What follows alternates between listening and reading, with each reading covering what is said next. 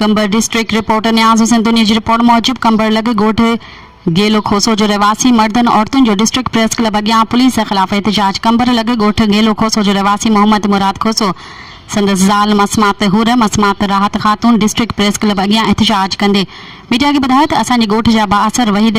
खोसो पहलवान खोसो मुश्ताक खोसो रस्ते जे मसले के जवाज़ बणाए असां मथां हमलो करे असांखे शदीद ज़ख्मी करे छॾियो। अहिड़े वाक़े जी असां ड्रग थाणे ते फरियाद पिणु दाख़िल कराई पर ड्रग थाणे जे करप्ट अमलदारनि उन्हनि खे गिरफ़्तार करे उन्हनि खां रिश्वत वठी उन्हनि खे आज़ादु करे छॾियो। हितां जी पुलिस चंद ॾोकड़नि जे एवज़ पंहिंजो दीन ईमान विकिणी छॾियो आहे, जंहिं करे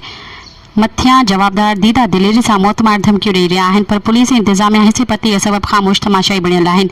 असां IG सिंध DIG लाड़काणो खां मुतालबो था कयूं त ड्रग थाणे जे करप्ट अमलदारनि ख़िलाफ़ एक्शन खणी असांखे ज़ख्मी कंदड़नि मथां केस दाख़िल करे असांखे इंसाफ़ फराहम कयो वञे।